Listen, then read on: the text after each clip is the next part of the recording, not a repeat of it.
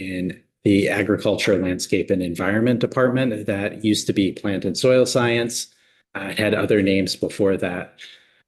My academic expertise is in crop diversity. We work on forage plants, things like alfalfa. We work on grain legumes, so beans, peas, lentils, chickpeas. We have a project on PFAS with colleagues at the University of Maine, which has really taken a lead in this area because of Maine's legislative environment. I am here to seek input on the priorities of the Agricultural Experiment Station, which are laid out by the Hatch Act. That's what I'll get to first. Well, why don't we go around the table and just give you quick introductions so that you know who we all are. And Representative Nelson, we can start with you. Richard Nelson, new legislator from the town of Derby, dairy farmer, class of '85. Wonderful. Jed Lipsky from Water One, Stowe, Lockwood contractor. Fantastic. Leland Morgan, I represent Grand Isle County and West Milton. And I'm David Durfee. I live in Shaftesbury and represent as well Sunderland and Bostonbury down in Bennington County. There's not Windsor Ford, Barnard, Pomfret, Bridgewater, West Hartford, and Organic. Yep. John O'Brien, I represent Royalton in my hometown, Tunbridge. Greg Bird, Cabot, Danville, Teacham, apple farmer, maple farmer. Yes. One of our committee members, Representative Boswell, is not here, maybe in and out on Zoom. So we'll keep an eye on the screen in case there's a raised hand. And then you've met Sidonia. Yeah, thank you. Organized the meeting. Thank you.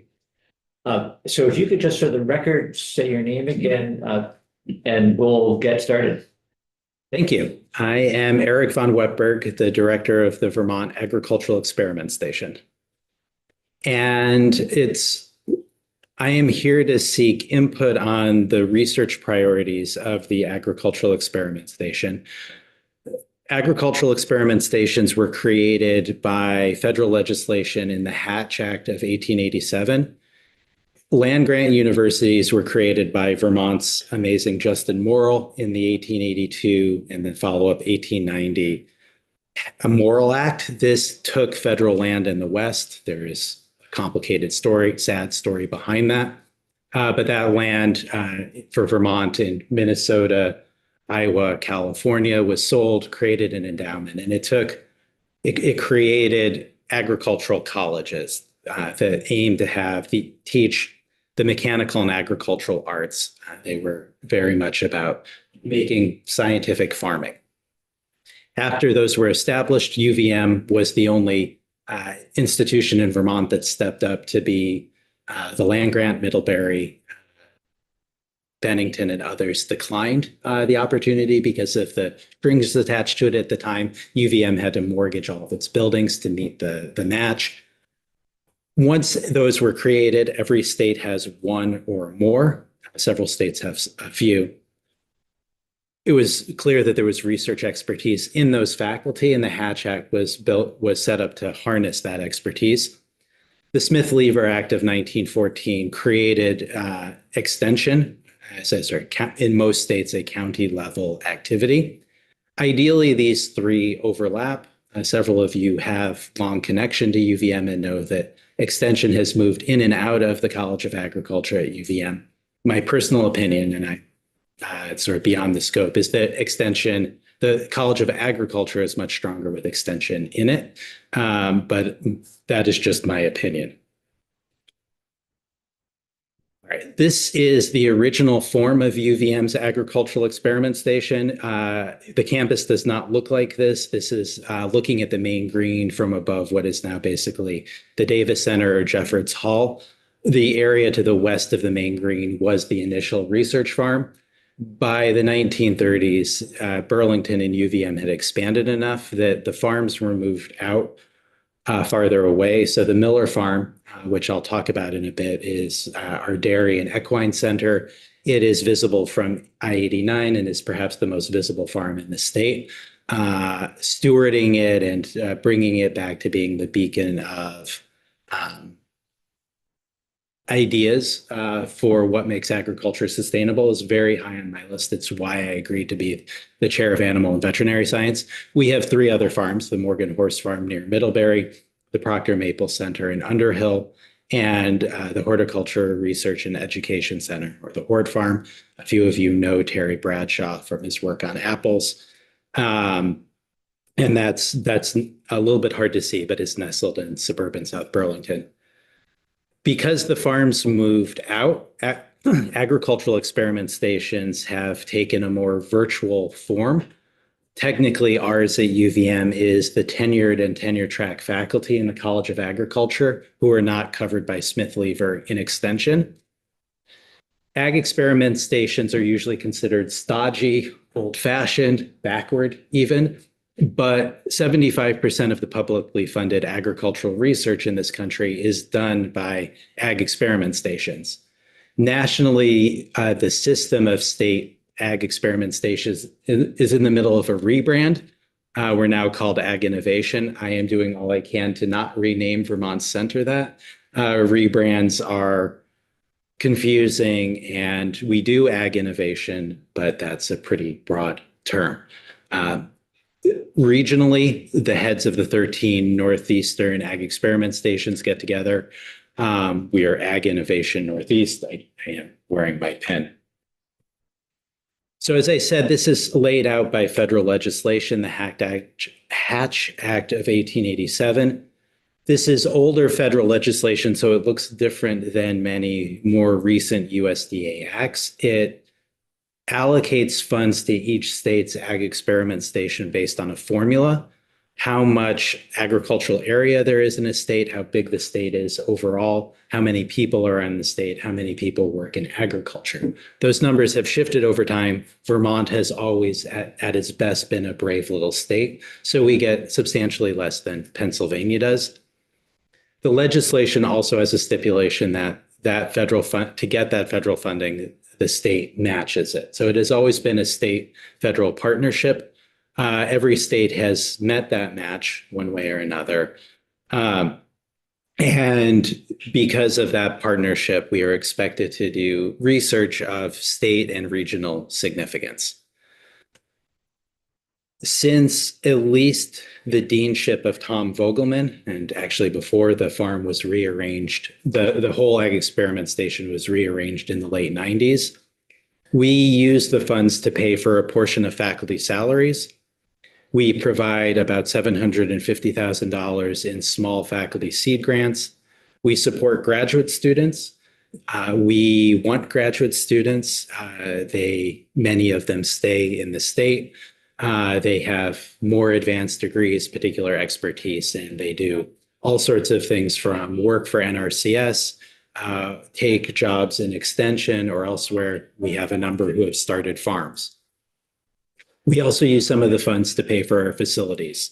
There are some things we can do on private farms. I have a project with the Vermont Land Trust where we are on 15 farms around the state, and we make management implementations in collaboration with those farmers to look at grazing as an opportunity, to look at agroforestry. But there are some manipulations that we need to do on campus, and we can bring students into that research better when it's on campus. So we use some of the funds to pay for those facilities. Question. I am happy to take questions. And Representative O'Brien. I just wondered, what is the match? Is it a 50-50 or is it? it is, the baseline is 50-50. So we receive 1.5 million from the federal government in Hatch funds. Extension, and I'm not authorized to speak specifically about extension, they receive 1.9 million in Smith Lever funds every year. And my understanding, though, being on the record, I want to put a caveat in it that I'm not in extension. I work closely with several people in extension like Heather Darby, Joshua Faulkner, Juan Alves, and others. Most of those funds are allocated to the salary, the 80% base funding that the extension faculty receive. Representative Nelson. Thank you, Chairman. How is extension now? Is Heather Darby's a rock star Yep. in our world? Yes, she is. And the extension out of UVM now was not the extension. It's not my father's extension. No. It's much more aggressive, progressive, great research, great, help to farms of all size in this Yeah. state. So how is extension now associated with that? So extension is treated like a department within the College of Agriculture.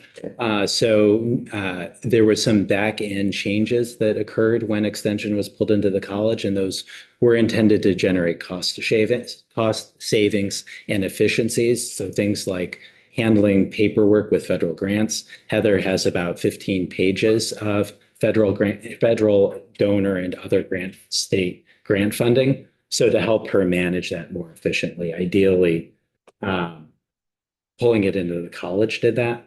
It was also intended to create more collaboration. So if you recall my first slide, it's a Venn diagram, and there should be some overlap. Your father's extension before the age of the internet, the model was supposed to be that research was done by people on main campus. Extension agents went out and interpreted it and presented it to their farmer partners. That has changed substantially because of, among other things, the internet. We, particularly in Vermont, I work closely with a number of farmers in different fields. We have amazing farmers who try different things. Their experiments are frequently unreplicated or they're specific to their farm. But extension has transitioned from going out and presenting to much more of a collaboration with the farming community. And that's part of, I think, what you mean by it being progressive. And main campus has shifted some too. Many of us do, like me, on-farm research. So we work in parallel with extension. Extension, particularly Heather, but Heather is not alone. Joshua Faulkner, Mark Cannella, Chris Callahan, to name a few of many, all have active, visible research programs that serve the state. And we work in parallel, but there are some things where the teaching mission is closely aligned with the research and the outreach, that it makes sense to have it on main campus. That's the Agricultural Experiment Station. So just on your last bullet point, and then to Representative O'Brien's question, in our state budget every year, there is an appropriation for specifically for the as a match. Yeah. For this hatch. And I am not here to speak to the match. I'm here to speak to the priorities that we use to run it. But we are very thankful for that. That is an engine that keeps not only the institution running, but allows us to do research and teaching and outreach in the state. So as I said earlier, our research is of state and regional significance. Ag experiment stations have partnered together across state lines from early in the Hatch Act, and there are some challenges. I will note a few. PFAS is one of them, since it's on your minds, but things like biosecurity, bird flu should be on our minds. It's a major concern.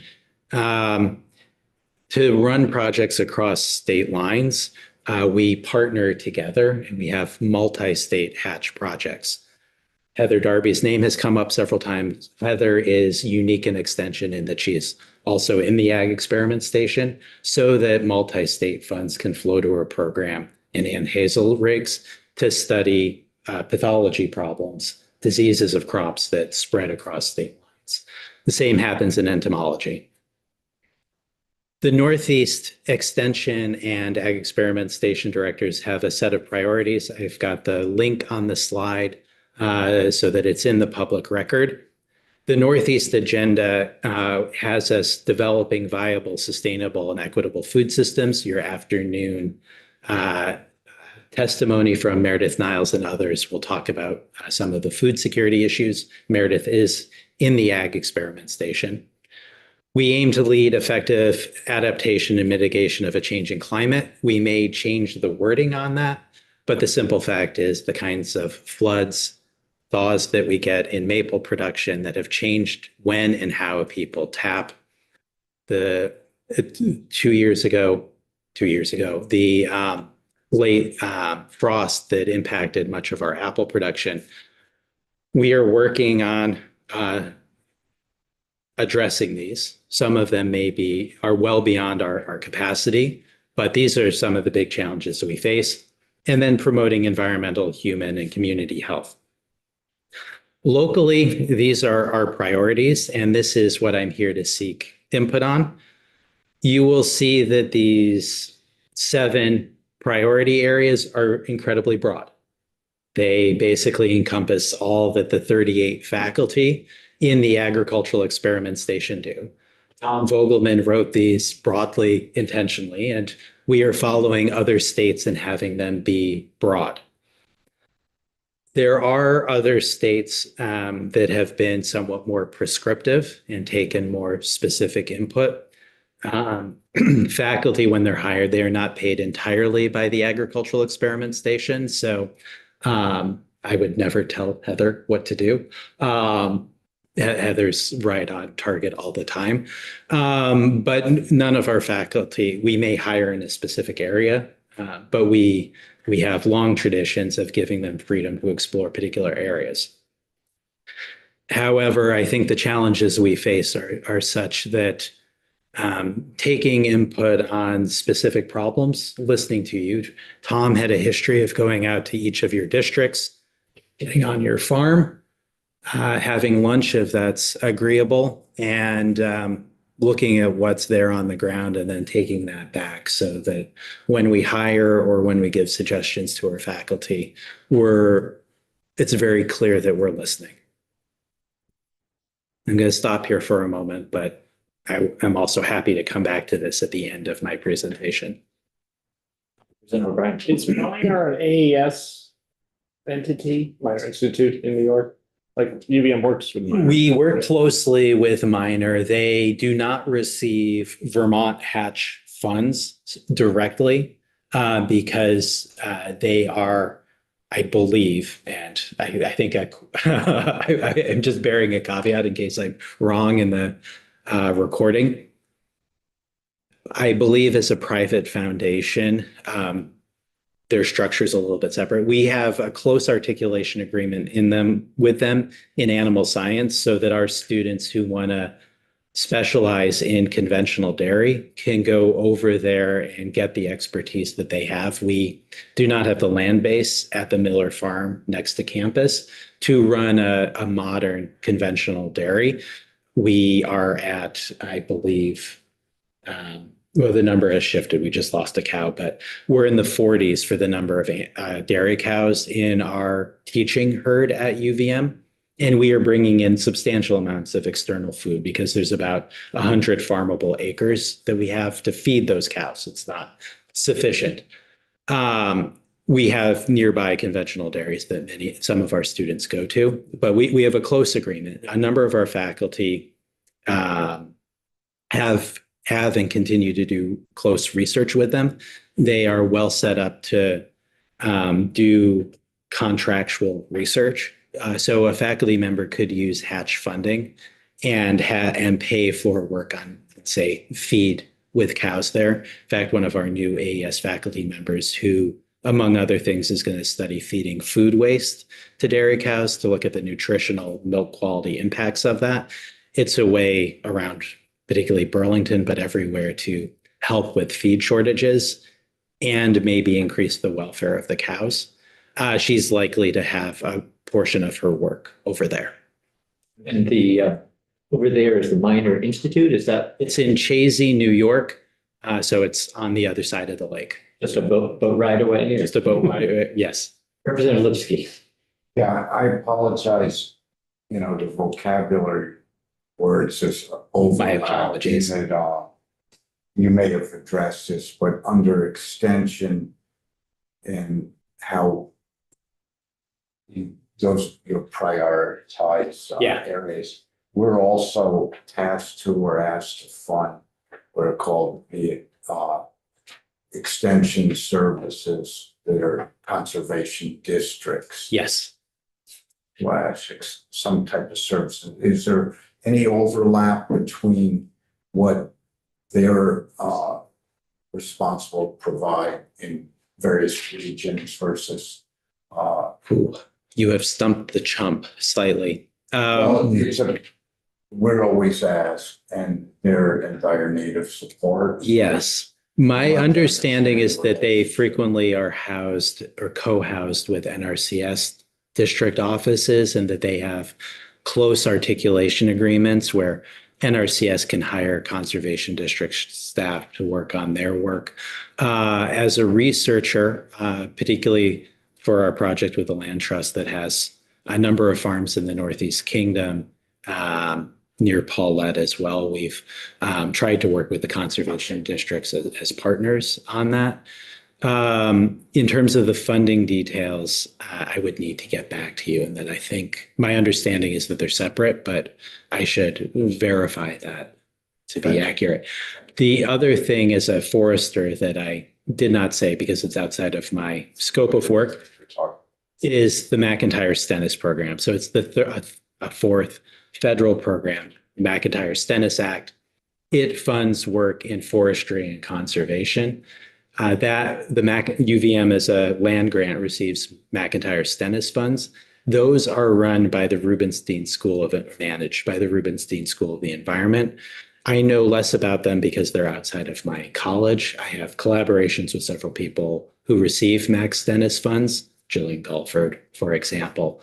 I believe they have the same arrangements as the Hatch and Smith Lever funds, but I am not certain about that. So all your, 7 or 8 bullet points on this slide, there's a lot of overlap in several agencies. we are aware of that. Areas. Within UVM, we often have cross-college collaborations. An institution like UVM that goes back to the 1790s, academics build towers and people end up siloed and we cross them. These were written to be intentionally broad and ideally they do impact state agencies, federal agencies, and if at our best, we are collaborating closely. Vermont's too small for multiple people to do the same thing. Representative Nelson. Yeah, just speaking to the Minor Institute program and having a son that went through there and a nephew as well. Unfortunately, the nephew during COVID. There. It's a rock star program. It Yeah. really is. And it's led by nutrition science, led by Katie Ballard. Yeah. Who was the class of '84 from UVM, PhD in nutrition now, and Wanda Kaler Yeah. runs the lot with the kids in the program side, and she's class of '85. Katie Ballard is affiliated faculty with UVM, so she is in the animal and veterinary science department. She is. And that allows graduate students who want to work at the minor to cross over. She does not always attend our faculty meetings because she's obviously in Chazy, not Burlington. But the agreement has largely worked. The place is a rock star. I agree.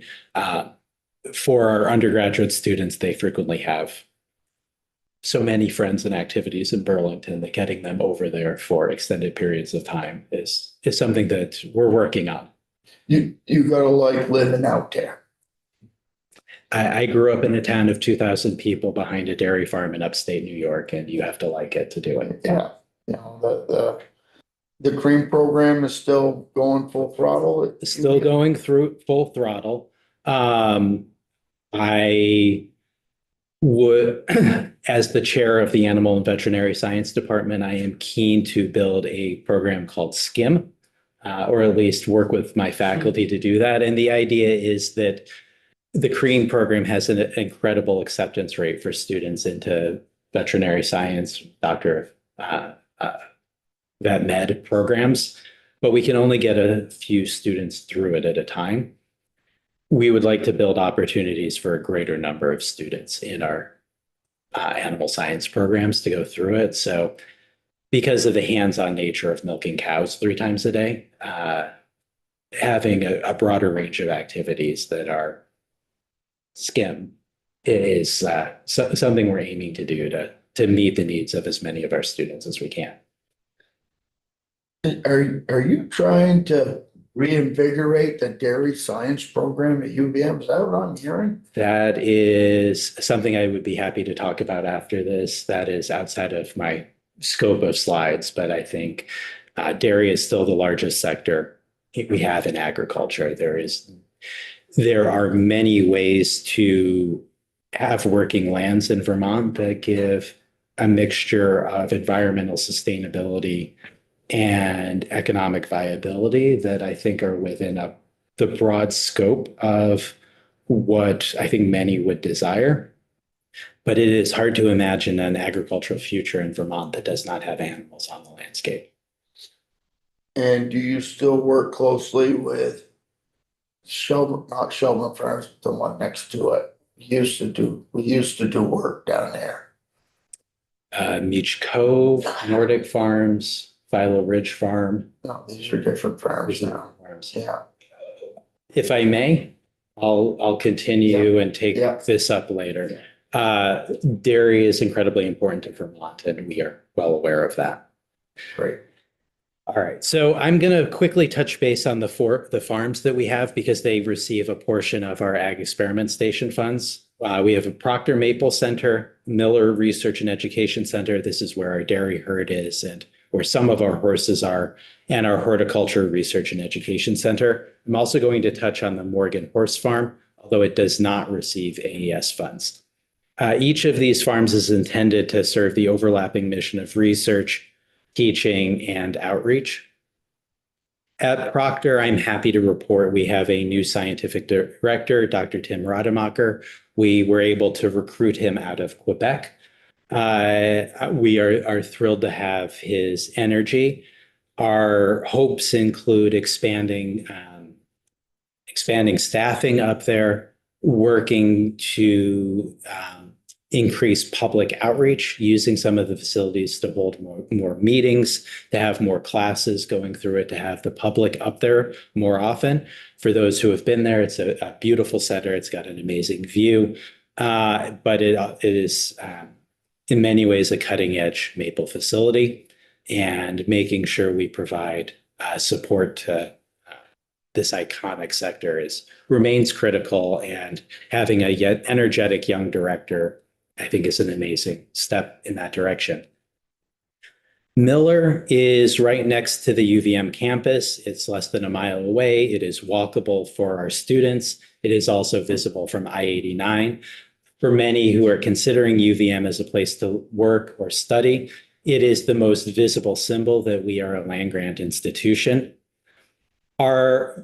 Due to the largesse of Senator Leahy, UVM now hosts the USDA Agricultural Research Service Research Group. They are working on investments in some of the barns that have not been actively used for many years. And that is part of revitalizing this. Looking at how we manage our dairy herd and bringing it into alignment with some of the approaches that smaller dairy farms use is on our mind. The news of losing a dairy farm a week in Vermont has been going on probably my entire life. A lot of that has been condensation into larger farms in the parts of Vermont that are flat enough to allow that, parts of Franklin and Addison in particular, but not just there. There was a time in perhaps the 50s, maybe even the 70s, where a 40-acre farm with 40 cows was viable in a way that it is perhaps not now. There are ways that a farm with a smaller land base, around 100 acres like ours, might better reflect the conditions that those farms have. And we are in the middle of a strategic planning process that is considering many of those approaches. We have an obligation to Vermont's dairy industry that includes teaching people to do all sorts of agriculture, and our large conventional farms are there. We currently use best management practices from Heather that include cover cropping and no-till approaches. We are also in suburban South Burlington, where those approaches are not necessarily in line with the values of all of our students or our neighbors. So there are other approaches that we are taking input on. The Horticulture Research Farm is nestled behind the Heritage Toyota Complex. It is in a unique site geologically. It's a former lake bed of Lake Champlain. So those who know the Champlain Valley, sandy soils are basically unheard of, except this site. Vergennes clay is my favorite soil type, and it is the exact opposite of this. This is a multi-use farm.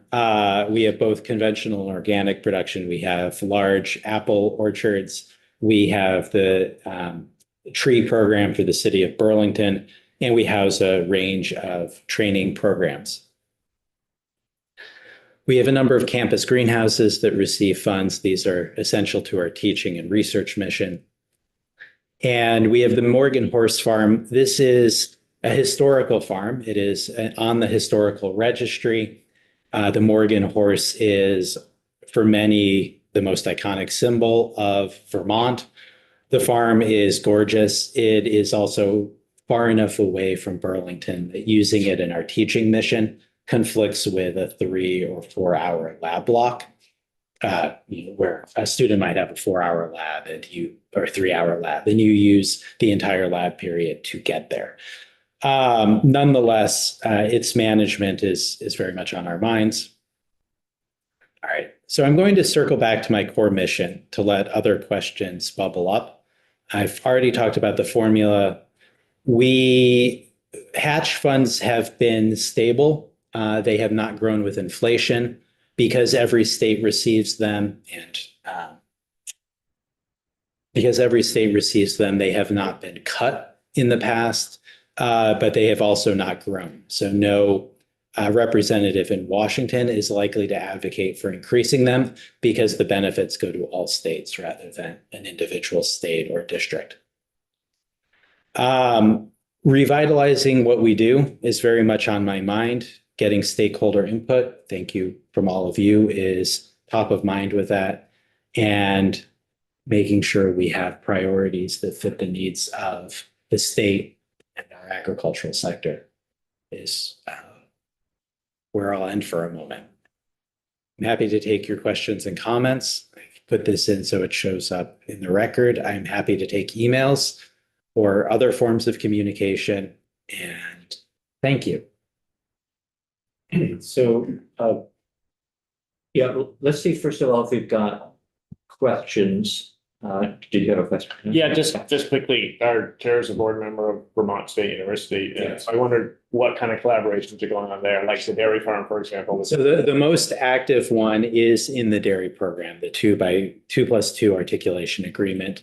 I've had some preliminary meetings with some of the staff, some of the teaching staff there. I'm very excited in my other hats role as the chair of animal and veterinary science to work closely with them. I will be the academic advisor for those students as they transfer in, and the chair of ASI, it becomes the advisor of transfer students who come in. I think it is an amazing starting point. I would love to see more students go through that program. You know, the size of it is dictated. Due to turnover there, my understanding is it's been less active than it had been, but I am very hopeful that will remain vibrant, and that as we move out of a strategic planning process at Miller, that we have the sort of facilities and welcoming environment that makes those students want to work there. We have had those discussions more broadly around agricultural discussion. The number of programs in place is outside of the purview of the Ag Experiment Station director, but certainly we've welcomed those students. I have looked into, although we weren't able to make it work, providing graduate training to some of the faculty at, particularly at Vermont Tech, where a master's degree is sufficient for teaching it's a more than adequate qualification for teaching that many of the courses there. But for the faculty, where retaining faculty there, particularly in the midst of major reorganization, is one of many challenges the state college faces. If we can help provide PhDs for those who want to pursue them, create pathways that are flexible enough for those faculty to pursue an advanced degree, but also do their job, have home life, adequate recreation. So if it works for the people involved in it, it has to work for the people to work.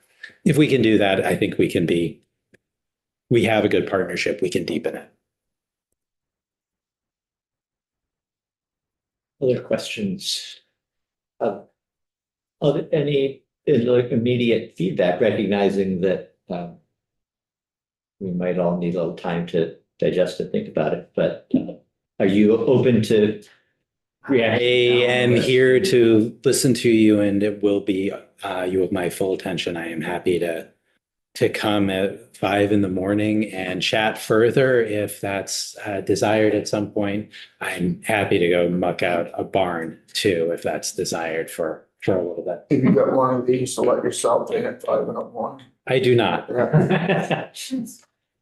We, the dairy farmers in the room, may be up that early. I can't say whether the rest of us are. We can't think, but I'm up there early, but it takes me an hour and 20 minutes to get here. yeah. It's one Yeah. more quick question. Does the Farm Bill have any It has funding? has a very big impact on funding. So what I have been in my role as the director of the Ag Experiment Station since last January. I've been the chair of animal science for functionally about 7 days. I was brought into that role because I spent a substantial portion of last spring and summer writing a Research Facilities Act proposal and a Dairy Business Innovation Center proposal to renovate and expand some of what we have in Miller. So in my actions, revitalizing dairy has been very much on my mind. The Research Facilities Act, the RFA is nestled within the Farm Bill. It's USDA NIFA, the National Institute for Food and Agriculture Funding. It's the part of USDA that gives out research grants primarily to land grant universities of a similar ilk. Private or public non-land grant institutions can apply. The RFA funding is a particular line within that. It's been offered as a pilot program. So our our hort farm received one of, I believe, 5 of the initial round of grants. It's put up a new 3-season barn that we can use as a flexible teaching apple storage space on the hort farm. We sought it for biosecurity funding at Miller to reduce some of the bottlenecks around hand washing that in a bird flu outbreak could be the most dangerous. We also have to have as many cows as we have. We are in a sensitive watershed on Lake Champlain, and we have stewardship obligations that I was hoping to address. In discussions around the Farm Bill, there's been bipartisan support for the number has shifted. It's been as high as $10 billion for Research Facilities Act funding. Every land grant institution has the old barns that UVM has. This is something, when I was a postdoc at UC Davis, we used greenhouses from the 1950s. And UC Davis is an amazing research institution. But when you're using a greenhouse that has peeling lead paint and all sorts of other things, you've got a deferred maintenance problem. We don't have peeling lead paint to the best of my knowledge, but Davis did when I was there in 2007. That act is intended to do that. We are running a strategic planning process in part so that we can be very competitive for that funding. So I'm hopeful around that. The Hatch Act is within the Farm Bill. So the updates that we get about where those negotiations are that it got punted. It will be in the next Congress. I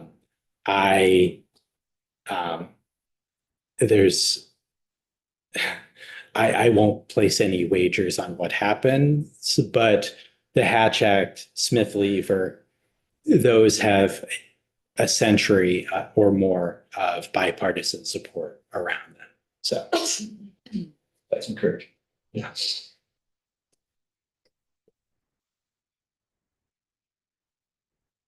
Other representative. What you mentioned wanting to work with farmers to even decide what research to be doing, am I correct in saying that? Our mandate is to take broad stakeholder input on what we study.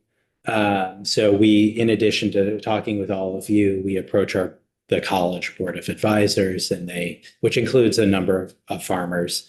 We will have a Vermonter poll question coming out in a few weeks around this to take sort of broad representative of Vermont funding.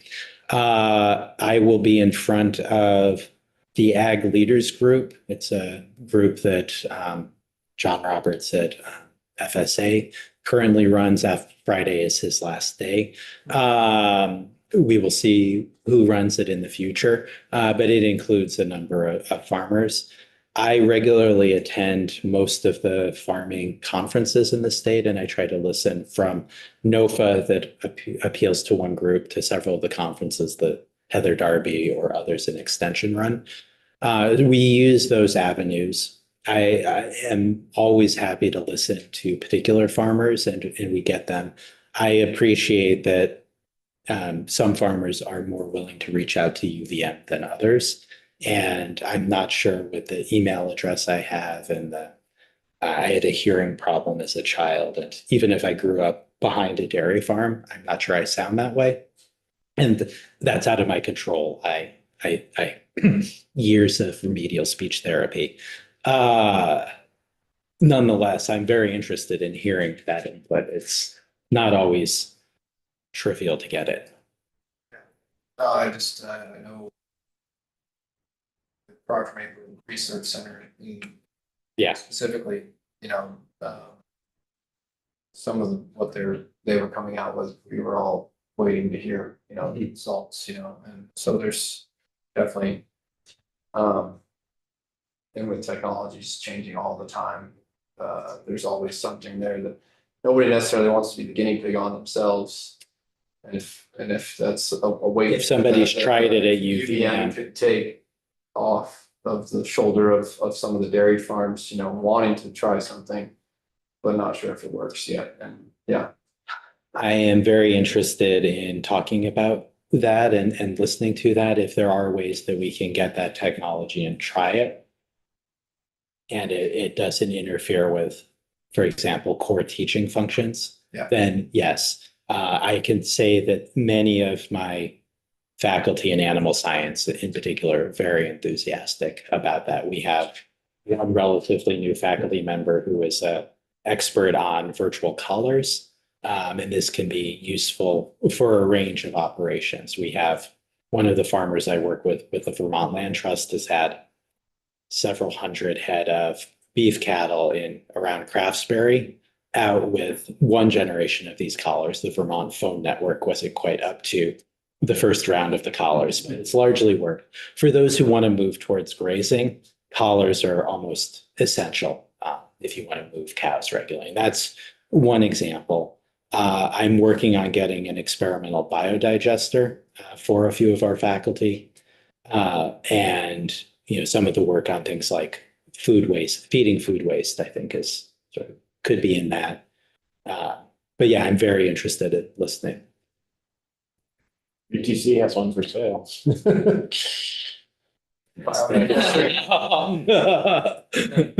Everyone else. Chairman Dirk, thank you. You touched upon PFAS when you first came. Yeah.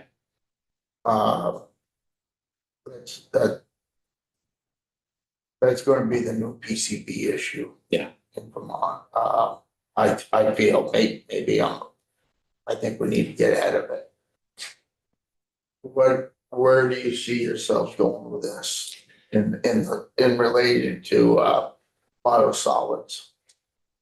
So I have not prepared testimony on this. I am working on contributing to a proposal with colleagues at the University of Maine, although I think they have some frustration that as I've taken on administrative responsibilities, I haven't digested their proposal on remeasuring transfer factors from the soil. So PFAS moves in a lot of ways. How it moves it can move in water. Plants take up water from the soil around them, as well as many other things. But although it moves in water, that movement is not a single factor. Plants are selective in what they take up, and they're selective at different growth stages. And depending on what the plant is, it may be different as well. So we have been proposing an experiment to study that, in part so that we know how much we can predict is going to be in the plant, so we know whether it's safe for a cow or a person to eat it. I agree with you that this is an emerging area. I agree with you that how we handle biosolids, we need answers to this to give good answers to that. One of the reasons I'm taking input on these priorities is we are considering, we have given we use $750,000 of the federal allocation to support graduate students. And there's broad interest at UVM in maintaining that. Those grad students study, in some of the cases, they could study topics like this. We give another portion out as grants to faculty to maintain capacity in their research programs. When we do the math on that, it's a pretty small amount that goes to Heather or to somebody else. I am considering a shift in that spending allocation. So we keep some larger pools to give slightly larger grants to faculty so that we can stimulate them to tackle challenges like this. Or I've had folks at the Intervale and other organic farmers in narrow valleys who talk about, well, these are the federal rules around how we handle produce that's been exposed to floodwaters. There are real health concerns around that. There is fecal coliform in floodwater. We don't want people eating fecal coliform. But there is a concept of protective immunity. Plants have other microbes on them naturally, and that's expensive research. There's interest in us studying that. And so I am contemplating keeping priorities that are largely written like this, but maintaining a pool of funding from Hatch to stimulate research on emerging questions. Because the short answer is, I don't know what to do with biosolids. I'm not sure anyone. There are others who likely have better advice that I would encourage you to call. That might include Heather. We have a new faculty member in my other department who has a history of work on PFOS. She is a soil chemist. But everyone is frustrated when a scientist gets up and says this with good reason.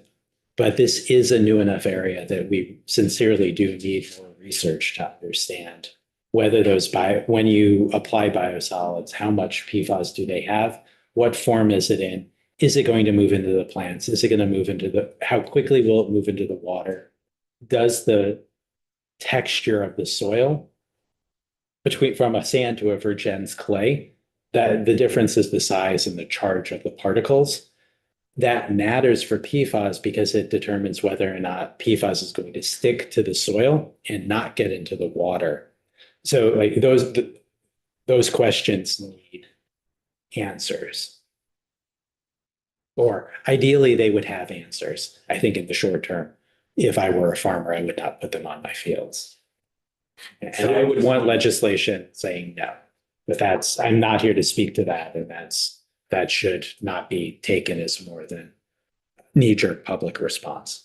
Is there, just backing up a little bit then, is there research taking place now locally at UVM or around the state?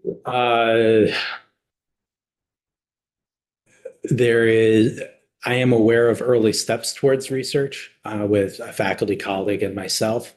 I am aware of research in Maine that's very active in this area.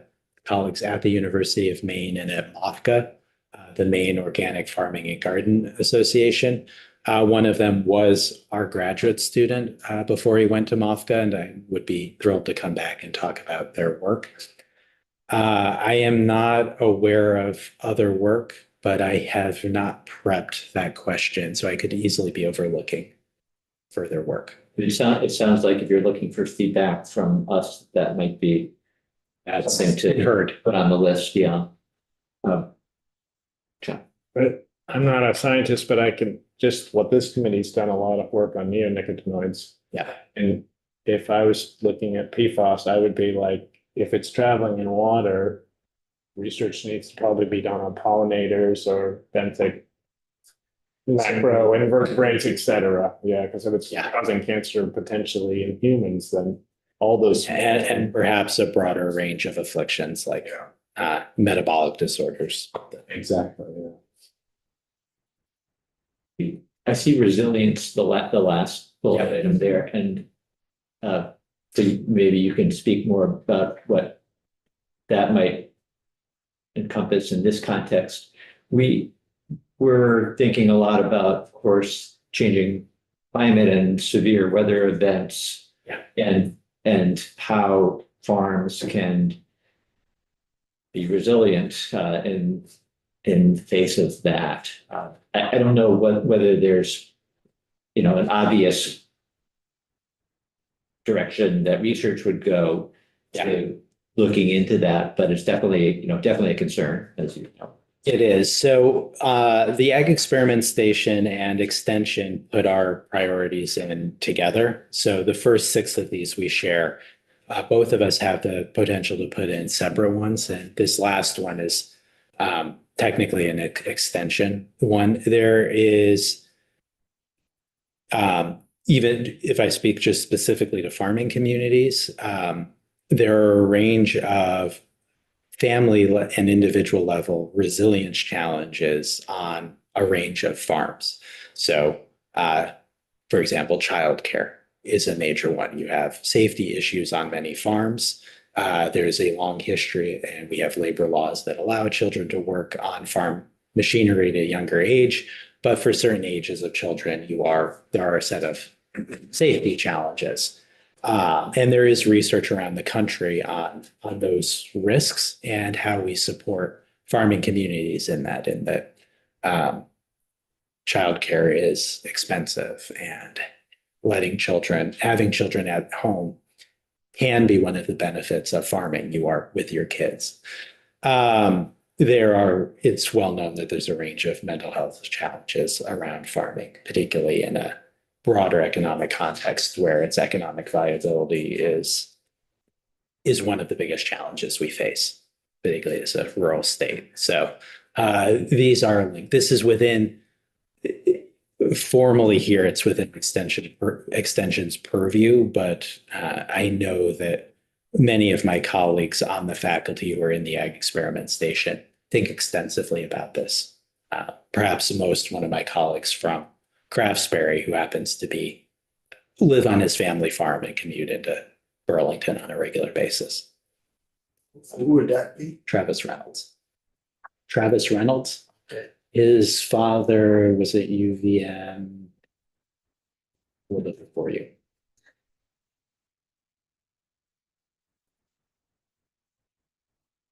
Right. Did you have anything else that you wanted to share this morning? You have asked great questions, and I have noted the interest in PFAS.